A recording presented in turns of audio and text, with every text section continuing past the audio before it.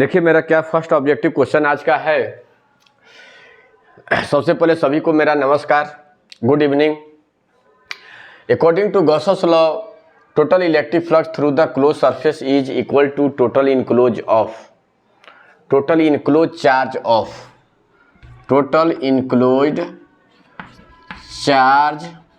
Of. क्या करें? According to Gauss's law, total electric flux through the close surface is equal to total enclose charge of, यानी Gauss के नियम से बंद सतह से गुजरने वाले कुल विद्युत फ्लक्स बंद आवेश का गुना होता है। बंद आवेश का क्या होता है? क्या जीरो होता है? क्या एप्सिलॉन नॉट गुना होता है? क्या 1/4 पाई एप्सिलॉन नॉट गुना होता है? कि 1/एप्सिलॉन नॉट गुना होता है? क्योंकि आपको पता है फ्लक्स फाई बराबर क्या है? According to Gauss's law, phi बराबर क्या होता है? Q/एप्सिलॉन नॉट, यानी Q इनसाइड बंद आवेश का, यानी Q इनसाइड का कितना गुना होता है? 1/एप्सिलॉन नॉट। मेरा कौन सा करेक्ट आंसर है? तो आंसर आपका डी है। आंसर मेरा क्या हुआ? डी। ठीक है, आंसर क्या हुआ बोलिए? डी। याद रखेंगे।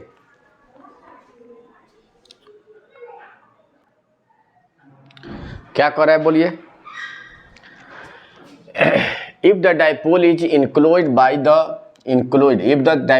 enclosed by the surface, the total electric flux through the surface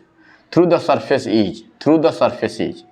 If the dipole is enclosed by the surface, the total electric flux through the surface is. यदि विद्युत द्विध्रुव को सतह के द्वारा बंद कर दिया जाए तो कुल विद्युत फ्लक्स का मान होता है। तो आपको पता है डाइपोल किससे बनता है? डाइपोल में क्या होता है? -Q और +Q चार्ज। तो बंद आवेश कितना होगा? टोटल चार्ज क्या हो गया? जीरो। तब विद्युत फ्लक्स फाई बराबर आपको पता है enclose charge by epsilon not.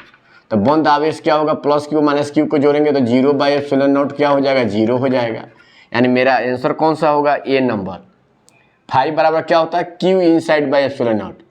तो डाइपोल के अंदर कितना चार्ज होता है? डाइपोल में एक -Q और +Q मिलकर डाइपोल बनता है। विद्युत द्विध्रुव किससे बनता है? तो दो चार्ज, एक +Q और -Q, दोनों को जोड़ेंगे तो जीरो हो जाएगा। इसीलिए फ्लक्स का मान मेरा क्या हो जाएगा? जीरो। मेरा करेक्ट आंसर कौन सा होगा? ए नंबर इसका जीरो होगा। क्या होगा? जीरो। याद रखेंगे।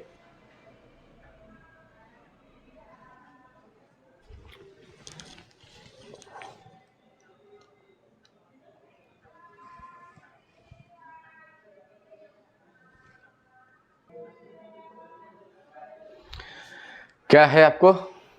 In the Gauss's law charge is taken.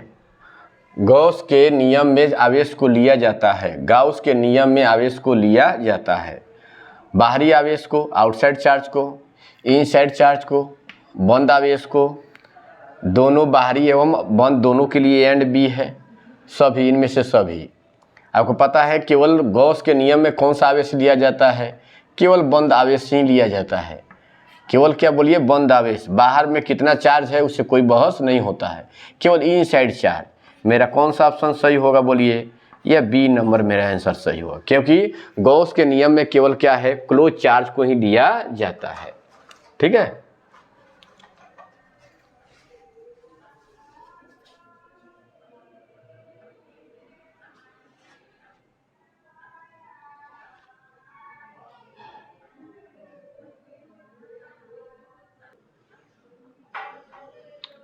क्या कर रहा है इसमें?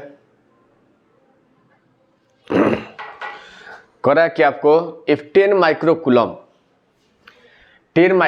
Charge is enclose by the surface, 10 microcoulomb charge is enclose by the surface, 10 microcoulomb charge is enclose by the surface, the क्या total electric flux through the surface is.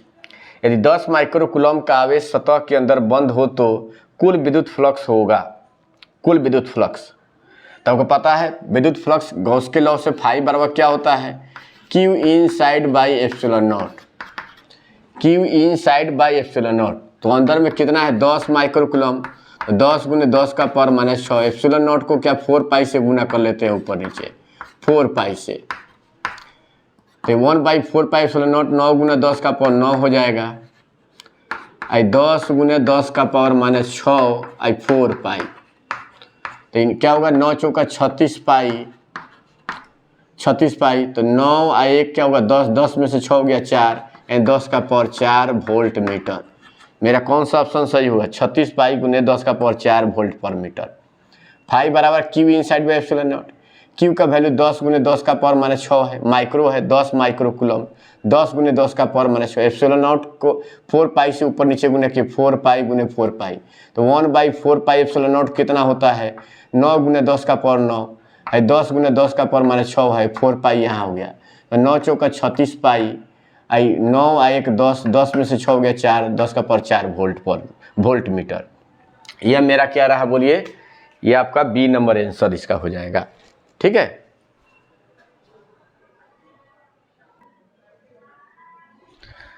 क्या कर रहा है इसमें? अब गॉस के नियम में इलेक्ट्रिक फील्ड इज टेकन।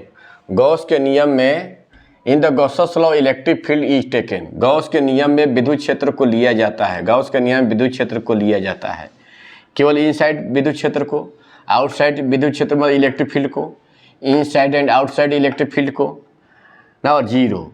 तो हमेशा याद रखेंगे गॉस के लॉ में हम लोग क्या इनसाइड एंड आउटसाइड दोनों इलेक्ट्रिक फील्ड को, केवल चार्ज इनसाइड लिया जाता है, इनसाइड ओनली चार्ज केवल लिया जाता है, लेकिन इलेक्ट्रिक फील्ड आपका दोनों लिया जाता है, रिजल्टेंट इलेक्ट्रिक फील्ड लिया जाता है, परिणामी विद्युत क्षेत्र इनसाइड में हो या आउटसाइड में हो, दोनों में इलेक्ट्रिक फील्ड को काउंट किया जाता है।